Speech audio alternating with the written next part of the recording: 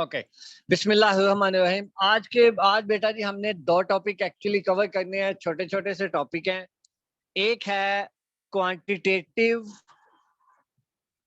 Inheritance, ठीक है जी, और दूसरा होगा लिंकेज एंड क्रॉसिंग ओवर। अच्छा, आप लोगों ने अभी तक जो हमने मेंडल ने एक्सपेरिमेंट्स किए थे उनके अंदर आप लोगों ने देखा होगा कि हमेशा जितना भी हमारे पास जीन्स जो थे या जितने भी कैरेक्टर्स थे उनकी दो जो है वो स्पेसिफिक आप कह लें कि क्लासेस थी। फॉर एग्जांपल प्लांट हाइट की बात करेंगे तो वो टाल थी या ड्वार्फ थी। ऐसे ही कलर की बात करेंगे तो वो रेड था या वाइट था, ऐसे ही था ना। तो इसको डिसकंटिन्यूस वेरिएशन कहते हैं। और ये जो डिसकंटिन्यूस वेरिएशन वाले जो इनहेरिटेंस है इसे हम क्वालिटेटिव इनहेरिटेंस कहते हैं या क्वालिटेटिव कैरेक्टर्स कहते हैं। ऐसे कैरेक्टर्स जिनमें कंटिन्यूस वेरिएशन हो। फॉर एग्जांपल ह्यूमन हाइट है। ह्यूमन हाइट आपको पता ना एक कंटिन्यूस रेट है। कंटिन्यूस कैसे है कि एक इंडिविजुअल की हाइट है जी 5 फीट 1 इंच, एक की है 5 फीट 2 इंच, एक की है 5 फीट 3 इंच, ठीक है ना। तो ये पॉइंट्स के अंदर वैल्यूज चलती हैं, कंटिन्यूस वेरिएशन है। तो इसको हम क्या कहते हैं? This is called quantitative inheritance, ठीक है जी। इसको हम मल्टीपल फैक्टर भी बोलते हैं, मल्टी जीनिक भी बोलते हैं, ठीक हो गया। क्वांटिटेटिव सर इनहेरिटेंस भी बोलते हैं जी बेटा।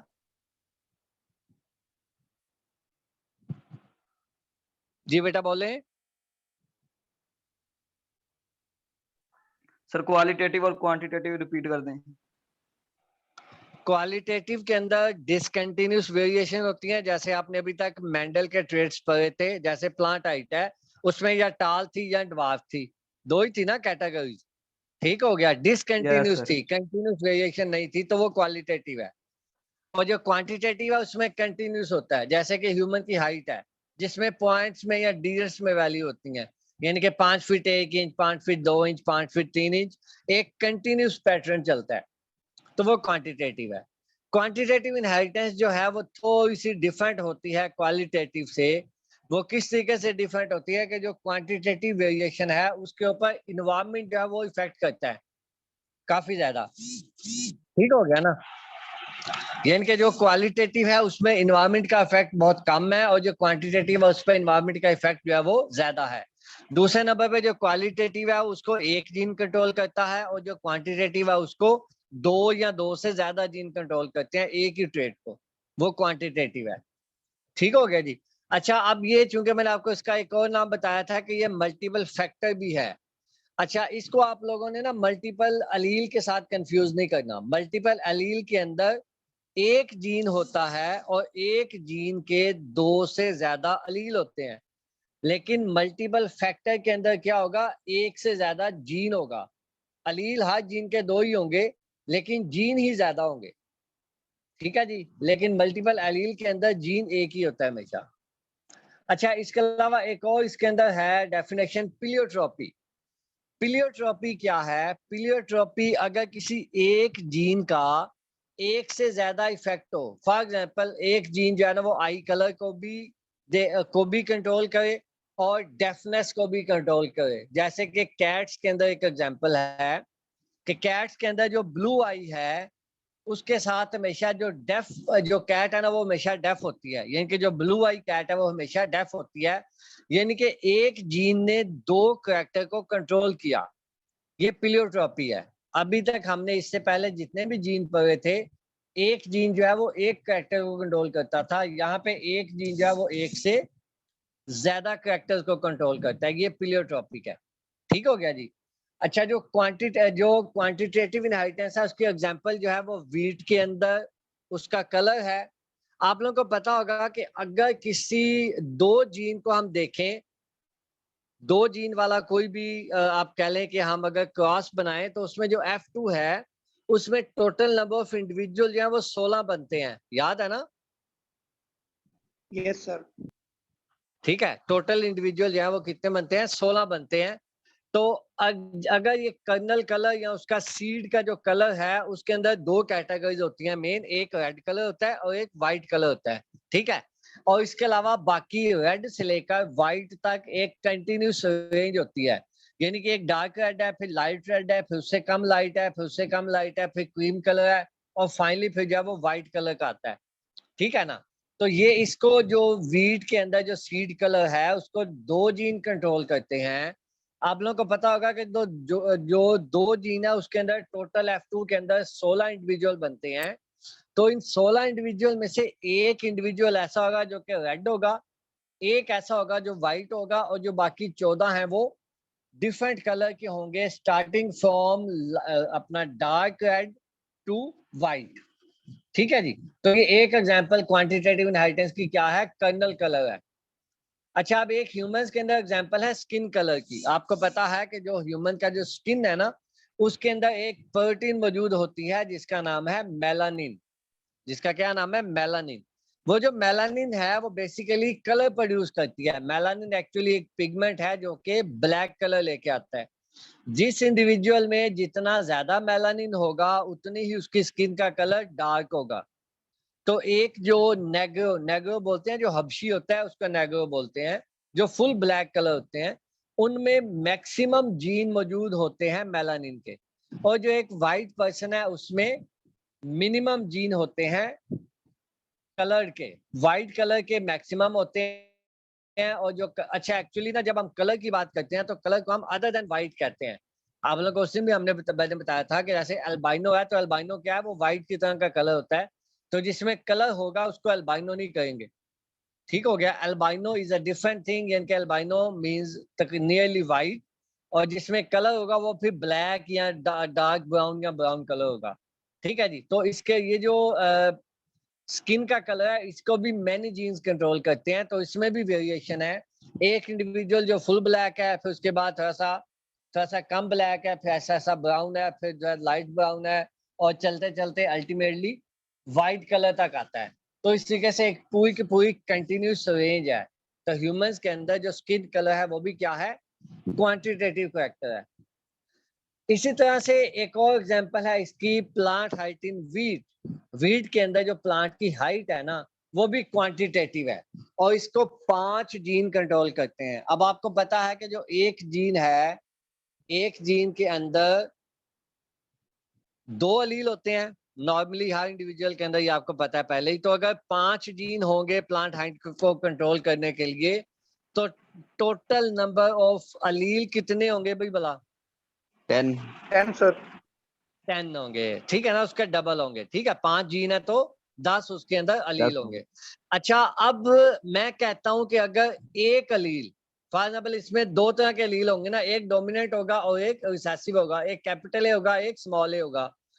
अगर capital A 6 gram height, sorry 6 inches जब हाइट दे, एक कैपिटल ए 6 इंच की हाइट दे, और एक स्मॉल ए 4 इंच की हाइट दे, तो ऐसा इंडिविजुअल जिसके अंदर सारे के सारे जो अलील है वो कैपिटल हो, तो उसकी टोटल हाइट कितनी होगी भला? कैसे निकालेंगे?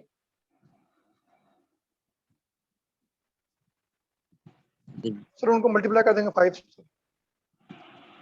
6 के साथ मल्टीप्लाई करेंगे, 6 को 10 के साथ मल्टीप्लाई करेंगे। 10 के साथ क्यों करेंगे? क्योंकि टोटल 5 अगर जीन है तो अलील कितने होंगे उसके? 10 उसके अलील होंगे 10। ठीक है ना। तो अगर एक अलील 6 इंच हाइट देता है तो 10 अलील कितने देंगे? 6 × 10। ऐसे अगर एक रिसेसिव है, ठीक है जी, और वो देगा 4 इंच, तो जो अगर किसी इंडिविजुअल में 10 के 10 रिसेसिव होंगे तो उसकी हाइट कितनी होगी भाई? 40 इंच, 40 इंचेस। ठीक हो गया ना। इसको हम Yes. अगर ऐसे में तरतीब में लिखूं कि एक ऐसा पेरेंट है जिसके अंदर सारे ही डोमिनेंट थे, उसका ऐसे इंडिविजुअल से क्रॉस हुआ जिसके अंदर सारे ही रिसेसिव थे। अब यहाँ पे ना रिसेसिव स्मॉल है, स्मॉल बी, स्मॉल सी लिखा हुआ है, आगे स्मॉल डी और स्मॉल ई भी आना था, तो यहाँ पे मिसिंग है, ये आपने लिख लेना है खुद से। तो ऐसा इंडिविजुअल जिसमें सारे डोमिनेंट है उसकी 60 इंच है, जिसमें सारे स्मॉल है उसकी 40 इंच है। तो इसका जो F1 आएगा उसके अंदर 5 जो है वो डोमिनेंट होंगे और 5 जो है वो रिसेसिव होंगे। ऐसे ही होता है ना।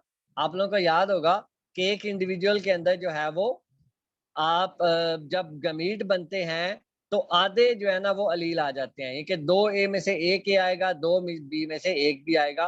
तो इसका जो गमीट बनेगा होगा ABCDE सारे कैपिटल, और जो इंडिविजुअल ये जो इंडिविजुअल है इसका जो बनेगा वो क्या होगा, सारे small a small b small c small d small e small e। तो जब इन दोनों का क्रॉस होगा तो जो F1 बनेगा वो क्या होगा, capital A small a, capital B small b, capital C small c, capital D small d, capital E small e। अब इसमें 5 डोमिनेंट है, 5 रिसेसिव है, तो इसकी हाइट कितनी होनी चाहिए, 5 डोमिनेंट है तो डोमिनेंट को 6 से मल्टीप्लाई कर दें, 5 × 6 30, और 5 जो है वो रिसेसिव है, तो चूंकि एक रिसेसिव की वैल्यू 4 इंच थी तो 5 × 4 आप कर लेंगे तो क्या हो जाएगा 20। तो टोटल कितना बनेगा भाई 50 सर। 15। ठीक हो गया ना, ये समझ आ गई ना ये 15 इंच कैसे आया है। सर ये जो पेरेंट होंगे ये होमोजाइगस ही होंगे ना? जो पेरेंट है वो होमोजाइगस ही होंगे, जो F1 है वो हेटेरोजाइगस होगा। समझ नहीं आई इसकी। पेरेंट होमोजाइगस होंगे, इसकी समझ आ गई। Yes sir. ये देखो मैंने आपको बताया कि एक जो कैपिटल A है या जो एक डोमिनेंट अलील है वो कितना है, 6 ग्राम का है, सॉरी 6 इंच उसकी है। तो टोटल अगर किसी इंडिविजुअल में 10 हैं तो ये इसका टोटल कैसे निकालेंगे, 6 × 10 कर लेंगे, ऐसे होगा ना। Yes sir. तो वो 60 हो जाएगा। अब एक ऐसा इंडिविजुअल है जो F1 आ गया जिसके अंदर 5 जो हैं वो डोमिनेंट है, डोमिनेंट को मैं कैपिटल ए से लिखता हूं, और 5 जो हैं वो रिसेसिव है। ठीक है जी, इसकी वैल्यू है 6 डोमिनेंट की, रिसेसिव की वैल्यू है 4। तो इसकी टोटल फिनोटाइप कैसे निकलेगी कि 5 डोमिनेंट को 6 से मल्टीप्लाई करेंगे और 5 रिसेसिव को 4 से मल्टीप्लाई करेंगे और दोनों को जमा कर लेंगे, ऐसे होगा ना। Yes sir. ओके, तो 5 × 6 क्या आंसर आएगा भाई, 30 सर।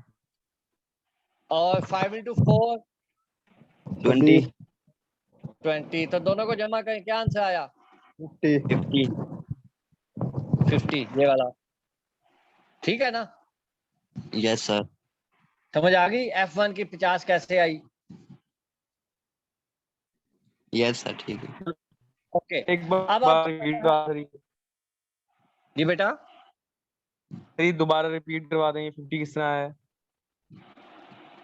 50 ऐसे आया चूंकि ये हेटेरोजाइगस सारे थे, 5 इनमें कैपिटल हैं, 5 इनमें रिसेसिव हैं, ऐसे ही है ना।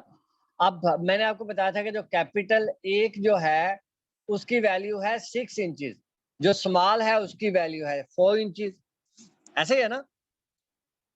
तो जब हम 5 को 6 के साथ मल्टीप्लाई करेंगे तो आंसर क्या आएगा 30। और जब 5 को 4 के साथ करेंगे तो क्या आंसर आएगा 20। अब क्योंकि जो फाइनल फिनोटाइप है वो ये इन दोनों को जमा करने के बाद आएगी, तो ये 30 + 20 आंसर क्या आ गया 50 आ गया। Okay sir. राइट। अच्छा, अब आपको पता है कि जब F1 को F1 से क्रॉस करवाते हैं तो क्या आता है, F2 आ जाता है, ऐसे ही होता है ना भाई। Yes sir. ओके, अब आपको पता है कि F2 जब हम बनाते हैं तो ये F1 के हमने गैमीट्स बनाने हैं, तो अगर F1 के अंदर ये कितने टोटल हेटेरोजाइगस पेयर हैं, एक हेटेरोजाइगस है A, एक B, एक C, एक D, एक E, 5 इसके अंदर हेटेरोजाइगस पेयर हैं, 5 हेटेरोजाइगस पेयर है ना। तो इसके Yes, sir. एक इंडिविजुअल के गैमीट्स कितने बनेंगे भाई, सर 10 10 बनेंगे। बनेंगे सर जी। हैं क्या 10 सर, फार्मूला 10 था गैमीट्स में, नंबर ऑफ गैमीट्स का सर 2m 25 बनेंगे फार्मूला क्या था भाई, सर 2 की पावर n। पावर 2 n की पावर वेरी 2 गुड। n की जगह पे क्या आएगा यहाँ पे,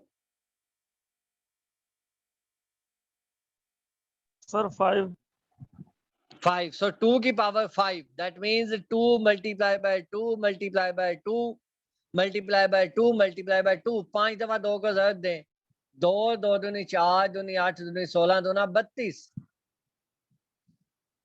समझ आ गई। Okay sir, okay. जी जी तो सर। एक इंडिविजुअल के 32 जो है वो गैमीट्स बनेंगे, दूसरे के भी 32 गैमीट्स बनेंगे। अब जब ये 32 गैमीट्स को जब आप चेकर बोर्ड में लिखेंगे तो 32 × 32 क्या आंसर आएगा इसका? तकरीबन 1000 प्लस आता है। इतने टोटल इंडिविजुअल बनेंगे, ऐसे ही है ना? Yes, sir. हम टोटल नंबर ऑफ इंडिविजुअल कैसे निकालते हैं? नंबर ऑफ गैमीट्स को मल्टीप्लाई करते हैं ना। अगर किसी इंडिविजुअल के अंदर 4 गैमीट बने तो 4 × 4 टोटल इंडिविजुअल आ जाते हैं। ऐसे हम निकालते थे ना। तो यहाँ पे क्या होगा? 32 × 32 होगा। जी सर बिल्कुल। 32 × 32 ही होगा ना। तो ये 1000 कुछ जो इंडिविजुअल बनेंगे टोटल। तो इतना लंबा चेकर बोर्ड तो हम नहीं बना सकते आसानी से। तो उसके लिए फिर हम क्या करते हैं? उसके लिए हम यूज करते हैं बाइनोमियल एक्सपेंशन। बाइनोमियल एक्सपेंशन आप सबको आता होगा, जिसने मैथ्स पढ़ी है उसको सबको पता होगा। a + b का स्क्वायर किसके इक्वल होता है भाई? A की 2 जमा A B square की 2 plus जमा 2 2 A की 2 जमा B की 2 जमा 2 AB। जब 2 भी आपको याद है, ये हमने डिस्कस किया था पहले भी, ऐसे ही है ना, जो मेंडल ने बाइनोमियल एक्सप्रेशन यूज किया था।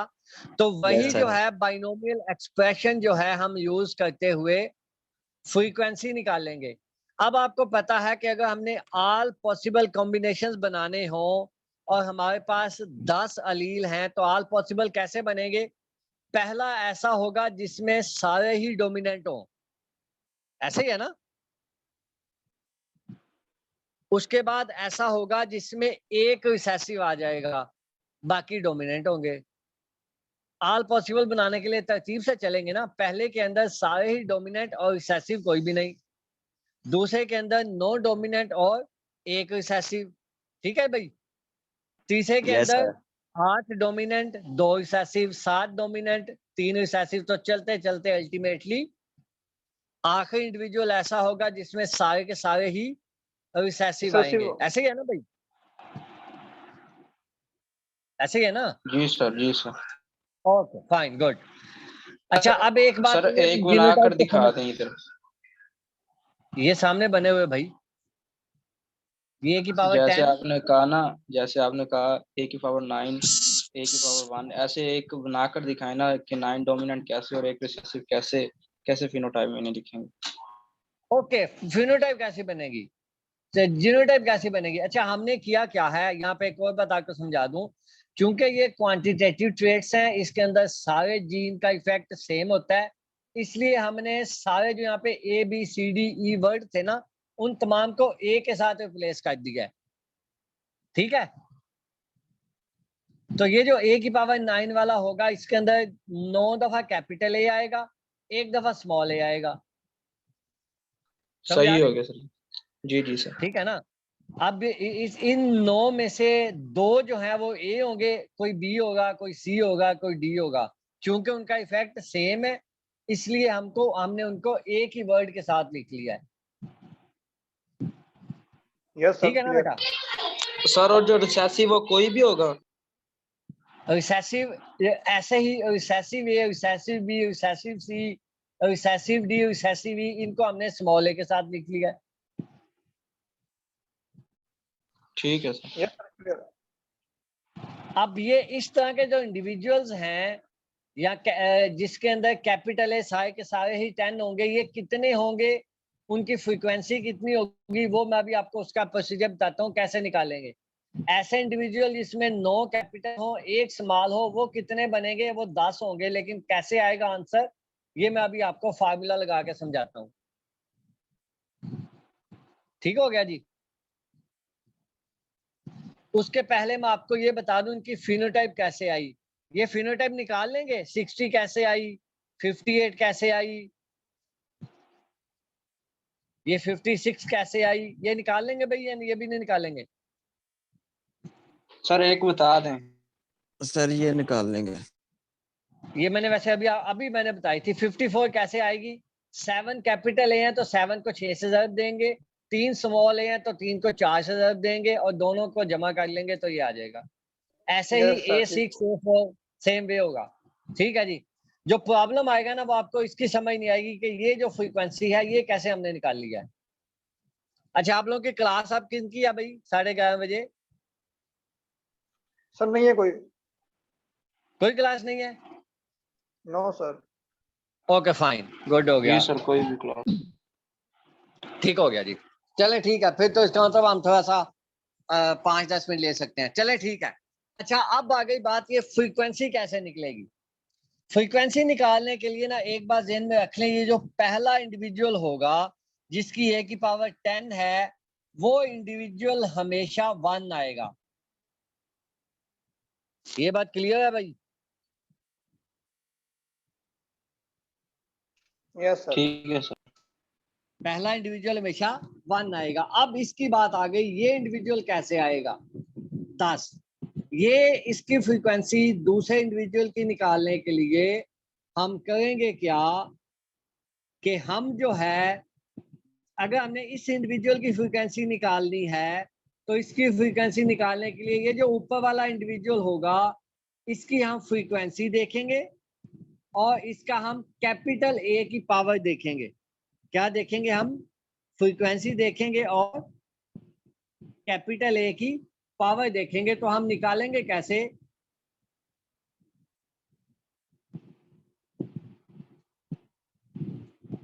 हम निकालेंगे भाई 1 मल्टीप्लाई 10 मल्टीप्लाई बाय 10 और इसको डिवाइड हम किस पे करेंगे? डिवाइड हम करेंगे जिस इंडिविजुअल की आपने फ्रीक्वेंसी निकालनी है उसके स्मॉल ए की पावर पे। ठीक हो गया?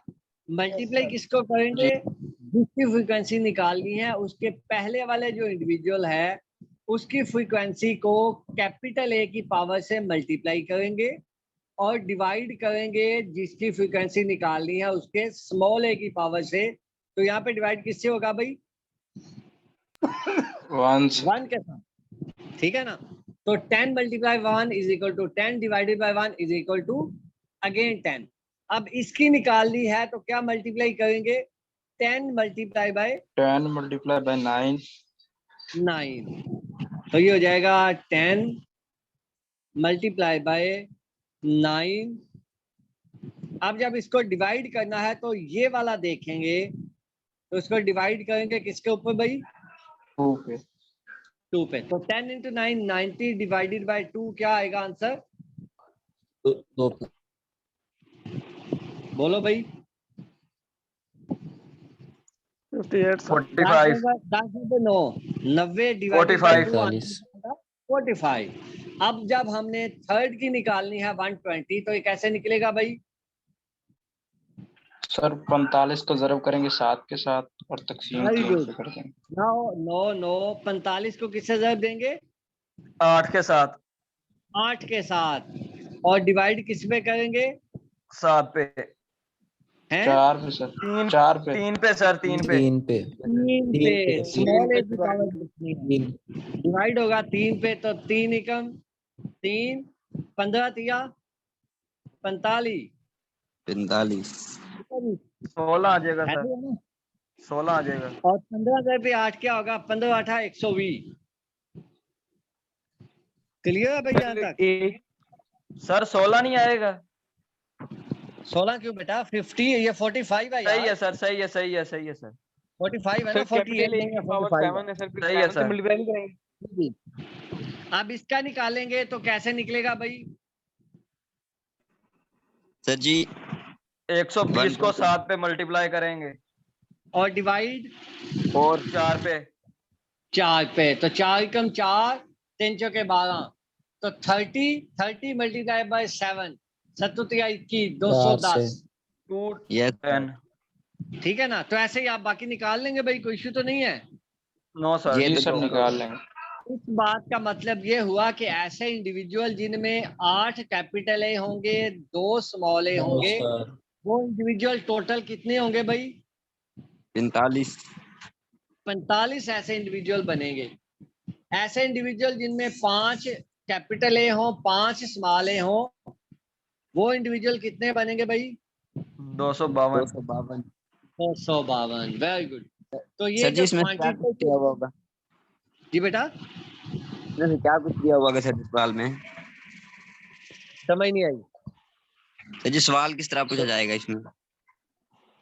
सवाल किस तरह से पूछा जाएगा? सवाल आपसे पूछा जाएगा कि एक इंडिविजुअल है जिसमें 5 जीन है, दैट मीन्स 10 अलील हैं, उसका क्रॉस हुआ तो उसका जो F2 आएगा, F2 के अंदर जो जीनोटाइप है उनकी फ्रीक्वेंसी क्या होगी? तो ये फ्रीक्वेंसी निकाली है हमने।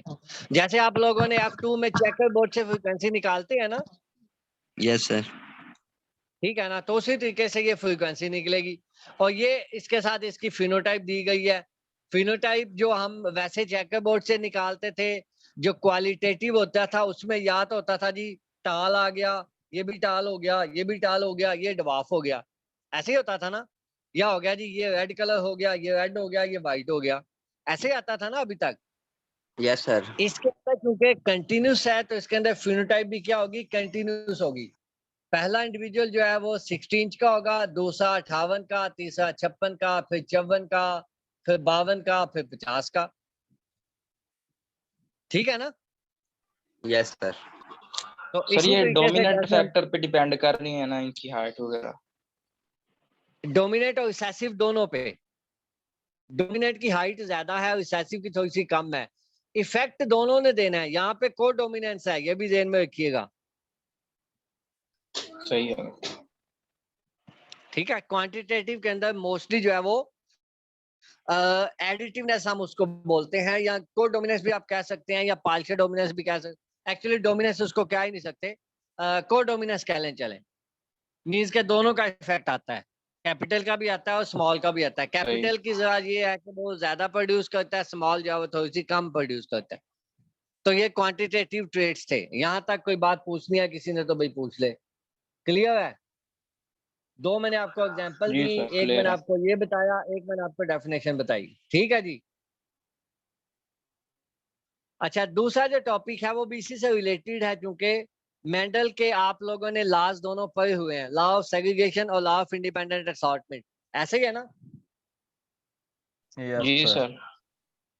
लॉ ऑफ इंडिपेंडेंट असॉर्टमेंट क्या कहता है? आप लोगों को मैंने याद होगा बताया भी था कि जो लॉ ऑफ इंडिपेंडेंट असॉर्टमेंट और लॉ ऑफ सेग्रीगेशन है उसकी फिजिकल बेसिस क्या थी? फिजिकल बेसिस उसकी क्रोमोसोम्स थे। ऐसे ही है ना? जी सर। दैट मीन्स के जो जितने भी जीन हैं वो कहाँ पे मौजूद हैं? वो क्रोमोसोम पे मौजूद होते हैं। ऐसे ही है ना? और जो एक जीन के 2 अलील मौजूद होते हैं वो होमोलोगस क्रोमोसोम्स पे होते हैं। ऐसे ही है ना? ये बात याद है ना सबको? जी sir.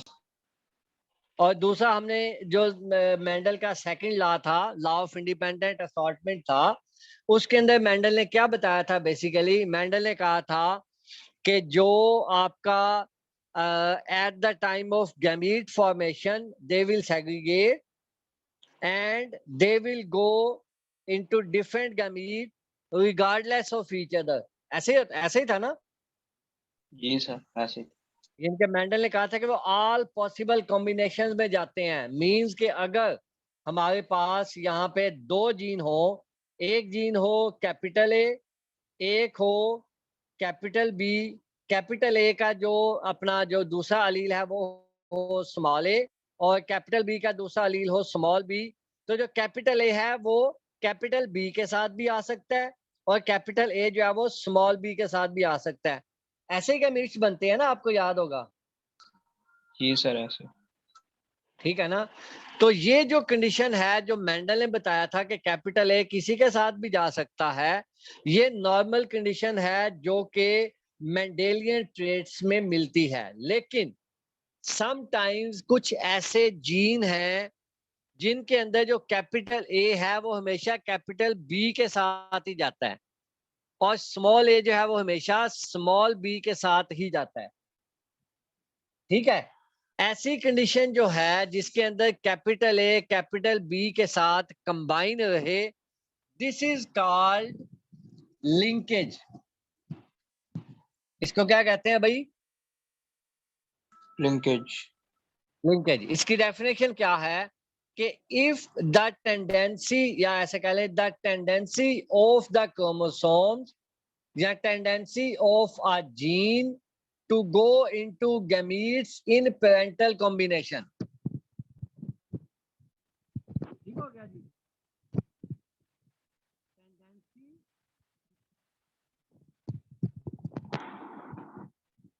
Tendency of the gene, sir आपकी आवाज नहीं आ रही। अभी आ गया भाई? जी सर Yes, अब sir. ओके, मैंने कहा टेंडेंसी ऑफ द जीन। अब आ गया भाई बात? जी सर आ रही। ओके, जैसे मैंने आपको बताया कि अगर कैपिटल ए जो है वो कैपिटल बी के साथ जाएगा, यानी कि एक इंडिविजुअल ऐसा है जिसमें कैपिटल ए और कैपिटल बी इकट्ठे हैं, एक ऐसा इंडिविजुअल है जिसके अंदर स्मॉल बी और स्मॉल ए इकट्ठे हैं, ठीक है जी। तो अगर कैपिटल ए कैपिटल बी के साथ जाए, यानी कि ये पेरेंटल कॉम्बिनेशंस में जाए, तो ये क्या होगा? This is called linkage. लेकिन अगर ये पेरेंटल कॉम्बिनेशन के अलावा किसी और कॉम्बिनेशन में जाए, this is called crossing over. समझ आई है? जी सर आ गई। ठीक है ना? Tendency of the crossing over के साथ डिफाइन बता दें। डिफाइन बताता हूँ। क्रॉसिंग ओवर की डिफाइन क्या है? The tendency of the gene to